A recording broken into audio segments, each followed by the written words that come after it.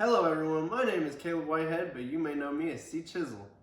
And today, we're talking about Monday Night Raw, February 16th, and Friday Night Smackdown, February 21st. And I got my girlfriend here, Lily.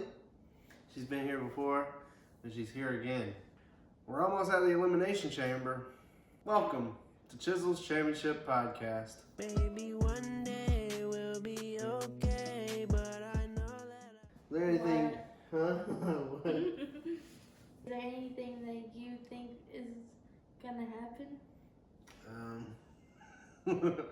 I think Cena will win. I think Bianca. Maybe, I don't know. So, Monday Night Raw started with a promo from Sami Zayn. He wanted a match with Kevin Owens in an unsanctioned match. But Adam Pearce is saying, no, you have a neck injury from the pile driver you received last week. I do want to ask, is your knee okay? Yeah, it hurts. But that's why I'm gonna try to speed run this episode. I'm gonna get through everything as quick as possible because I am in pain. But Pearce is hesitant to let Sami have his match, but it is official. They're gonna have a match at Elimination Chamber, unsanctioned, in Canada. I think the match should have taken place at WrestleMania, but we're setting up Randy Orton versus Kevin Owens, and that's fine. I made sure she watched this with me. Then we had a segment where Judgment Day teased a new member. They keep doing this. I don't know why. I don't think it's necessary, but Dominic Mysterio wants a new Judgment Day member, and Finn Balor is saying, no. I think this will end up, I don't know what new member we're going to get. Maybe Aleister Black when his contract is up. I don't know. We'll see. But AJ Styles has a match with Dominic Mysterio because... Dominic Mysterio because last week they set that up when AJ returned. He hit a Styles clash after Carlito fails an apple spit. Braun Breaker tries to spear AJ Styles, but he hits Dominic Mysterio instead, and AJ fights him off. So it seems as though they're teasing something with Braun Breaker, AJ Styles, and the Judgment Day. We know Chad Gable has gone to Mexico. I assume he's going to go join AAA. That's a promotion in Mexico. I guess he's going to go there for a few weeks. I don't know really what the direction is with that, but he's going to Mexico. All right, and Dakota Kai versus Ivy now for #1 contender match, women's IC title. What do you think about the IC title?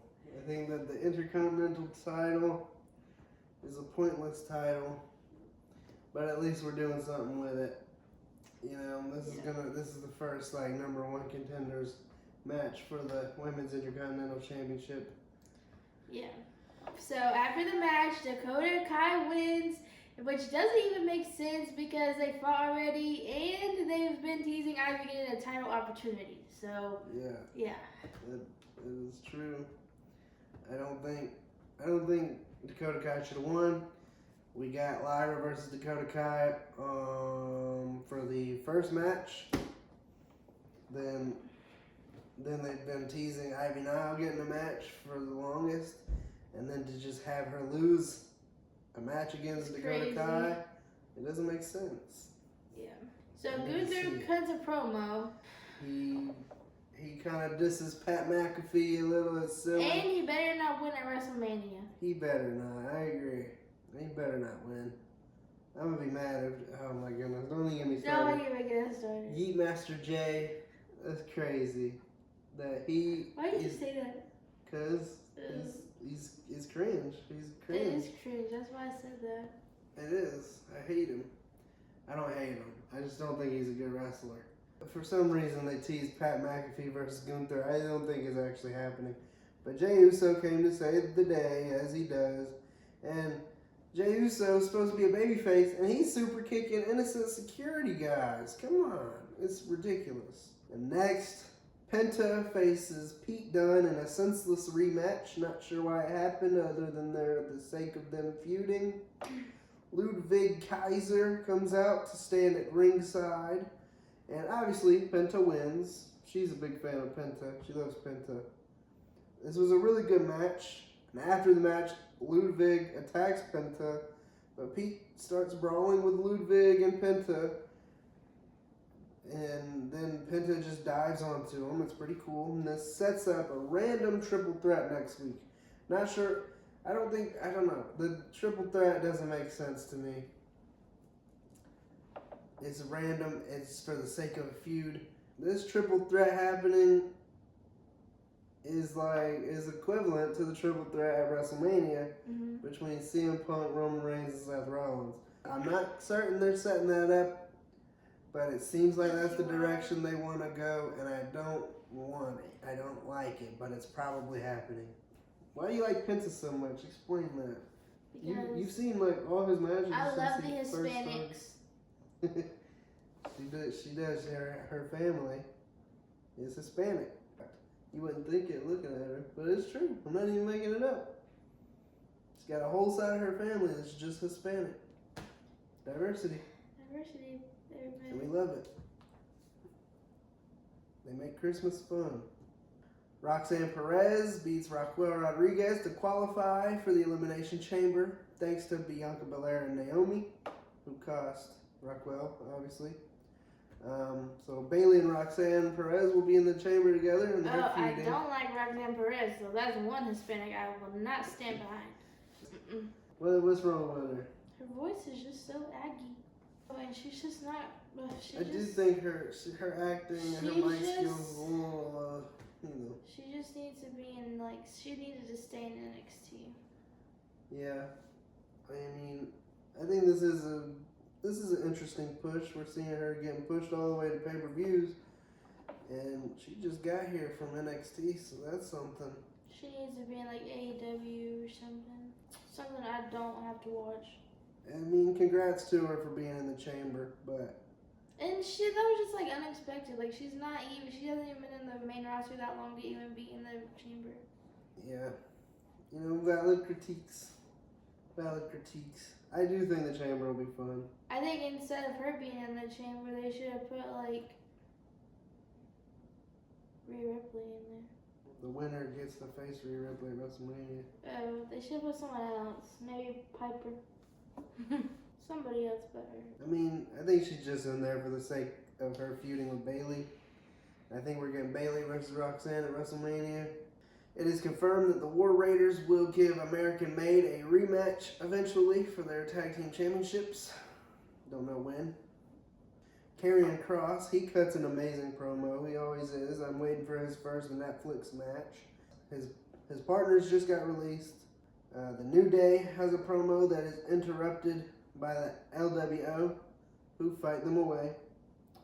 And then we heading into our Monday Night Raw main event. It's a qualifying match between Seth Rollins versus Finn Balor. Seth Rollins beats Finn Balor to round out the Elimination Chamber qualifying matches. This is the last one.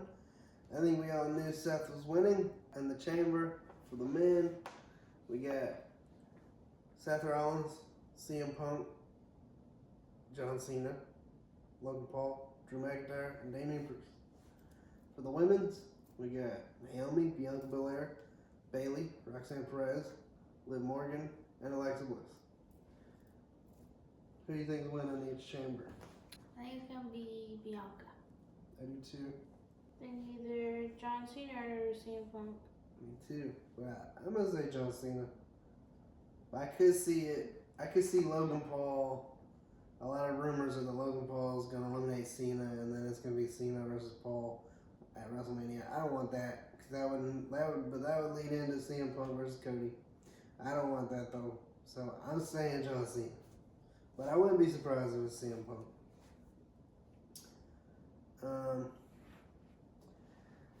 WWE Evolve signed a woman named Calix. She's known all over the independents. At Vengeance Day, a new faction showed up. And the members, I believe, were Osiris Griffin, Dion Lennox, Cutler James, and Saquon Sugars, which he's really good. I'm glad that him and Javon Evans are going to be on NXT together now.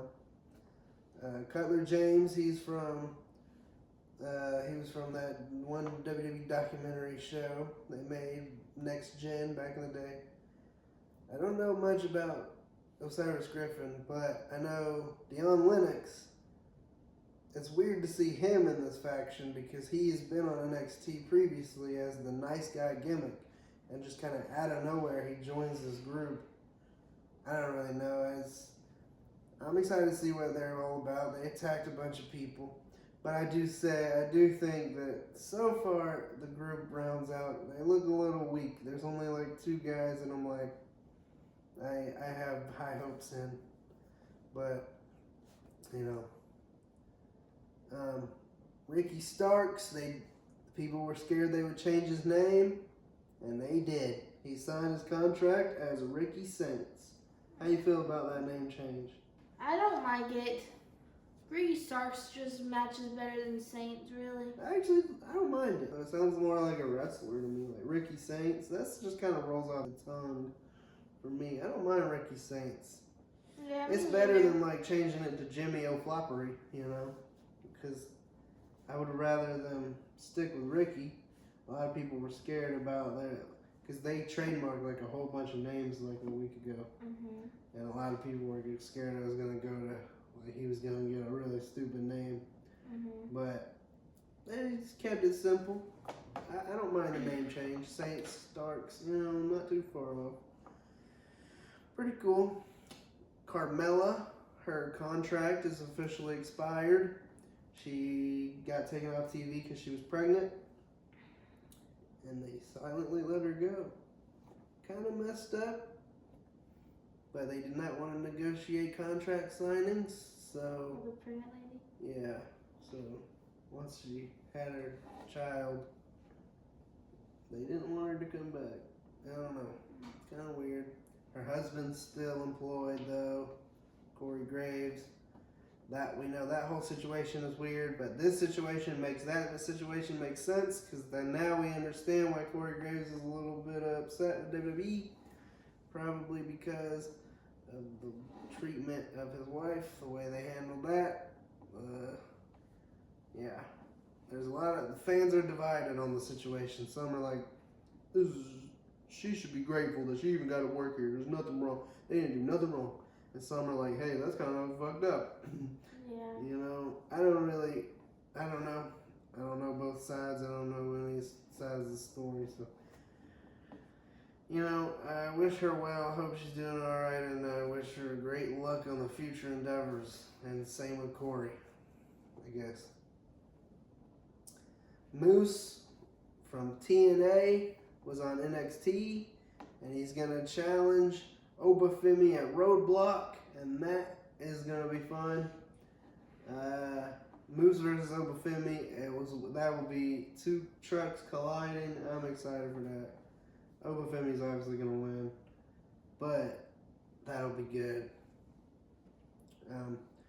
The Hardy Boys are gonna return to NXT. Matt and Jeff Hardy. I don't know why they're not coming to the main roster. I feel like coming to NXT is a waste of their talents, but hey, it's cool. They're going to face the NQCC, Miles Bourne and Tavion Heights. That's going to be cool, seeing the Hardy Boys in the WWE ring again. Drake will be at the Elimination Chamber. It's in Canada. That's great for him. The whole Kendrick Lamar thing is interesting to see them welcoming Drake in after all that, but the number 1 song of America right now is literally about him. Kendrick Lamar's not a good person either. That's a hot take.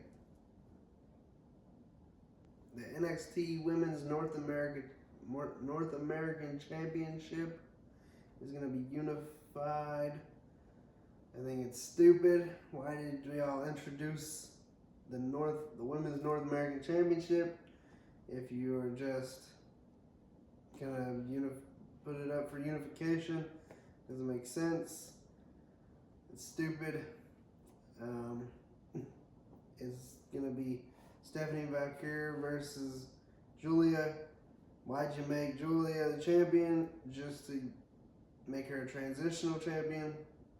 Or if you're gonna have Stephanie Valkyrie challenge Julia, why'd you make her the North American champion? It doesn't make sense. That's literally the secondary title, and now it means nothing. At this point, just abolish it. Get rid of it. If you're gonna, I don't know. That's stupid. I knew Stephanie Valkyrie would be the one to take it off Julia, but I didn't know it was gonna be in a unification match. That's stupid. That's a pointless belt. Get rid of it. The women don't need the North American Championship if it's just gonna be unified. Whatever. On to SmackDown. SmackDown started with Drew McIntyre versus Jimmy Uso, and Jimmy Uso rolls him up to win. It's stupid, and he's literally in the chamber. I don't know why Drew McIntyre got beat if he is in the chamber and Jimmy's not. It doesn't make sense. And what is Jimmy Uso even going to do at WrestleMania? Is he going to challenge for the United States Championship? I don't know. But Drew McIntyre gets mad and attacks Jimmy Uso after the match. Stupid. I hated it. Why did Jimmy win? It doesn't make sense. Drew's literally gimmick is to be the bloodline hunter. Then he just got, that's stupid. He's in the chamber. Why did he lose? Dumb. Carmelo Hayes and The Miz are a tag team now, I guess. Melo don't Miz. Stupid. They face R-Truth and a mystery opponent who ends up being LA Knight. Fun stuff. Shinsuke Nakamura costs LA Knight and R-Truth the win. And because I guess we're getting Shinsuke and LA Knight beefing again. You know, they're still beefing for the U.S. title. Cool stuff. I don't know what the Mania direction is for that, the U.S. Championship yet, but we'll see. Tiffany Stratton beats Candice LeRae, and then Trish tries to stop Nia Jax from attacking her, but she fails, and then Charlotte Flair comes out to point at the WrestleMania sign, because we're getting Charlotte versus Tiffany at WrestleMania. You know, whatever. Trish Stratus and Tiffany Stratton are going to have a match at the Chamber between them and Candice LeRae and Nia Jax. You know, whatever. We know who's winning that. It's stupid. Don't know why that match is even happening. Liv Morgan and Raquel Rodriguez attack Naomi. And The Rock wants Cody's soul. He cuts a weird promo where he wants to take Cody Rhodes' soul. And later we were supposed to have a 6-man tag match that turns into a regular match because of this whole segment. The main event is affected by The Rock. And we won't get an answer from Cody on his soul until the Chamber. I think it's weird. DIY had a match against Pretty Deadly, but it ended in a disqualification because the Street Profits attacked both teams. There's good stuff. Then the Motor City Machine Guns get involved in a brawl with the Street Profits. And this, I feel, will most likely culminate in a multi-man tag team match at WrestleMania. And I feel like the Street Profits are going to be the ones standing tall with the big WrestleMania moment. They're going to get their big championship win. We'll see. I think they're going to stand tall there just like they did here tonight. Kevin Owens was standing outside Sami Zayn's house. It was a cool little thing. It was kind of creepy, spooky. Because, you know, they're best friends. They have history, so they're going to know where each other live. Mm-hmm. It's fun stuff, and I'm pumped for the match, even though, like I said earlier, I wish it was at WrestleMania. Anyway, Damian Priest and Braun Strowman beat Jacob Fatu and Solo Sikoa in a tag match. It was supposed to be a 6-man tag match with Cody and Tama Tonga involved, but it did not happen that way. So Damien gets the pin because he's not allowed to lose, but neither is Jacob Fatu, so Solo took the pin. Damien, he's been on a winning streak lately. He won this one because he's in the chamber, which is unlike Drew, who should have won his match. Yeah. Jimmy's not in the chamber. Drew was in the chamber, and he lost his match. This happened the way that should have happened. Mm-hmm. Damien won his match. Next week, we're gonna see Lyra Valkyra versus Dakota Kai for the Women's Intercontinental Championship. The LWO are gonna face the New Day, a triple threat match between Penta, Ludwig Kaiser, and Pete Dunne. A Women's Tag Team Championship match between Liv Morgan and Raquel Rodriguez versus Bianca Belair and Naomi. And then SmackDown will hold a United States Championship #1 Contenders Tournament. And Cody will speak, and so will Tiffany Stratton and Trish Stratus. So, that wraps up this week. We're heading into the chamber. I'm excited for the chamber. Yeah, me too. I'm gonna have Steven and Gabe here.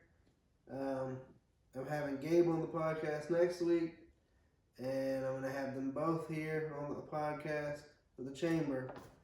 Yep, it's gonna be fun. You met Steven at the Rumble. And you know what? In fact, would you like to join us? You are cordially invited. Would you like to join us on the podcast? We'll see next week. For the Elimination Chamber. We'll see next week. It's up in the air. It's up in the air. You might see a return. It might be a 4-person podcast. Maybe I see you at the Elimination Chamber. I had a blast here. You know who I am. This is Lily. It's been an honor. It's been a pleasure. This has been Chizzle's Championship Podcast. And well, that's it. That's it.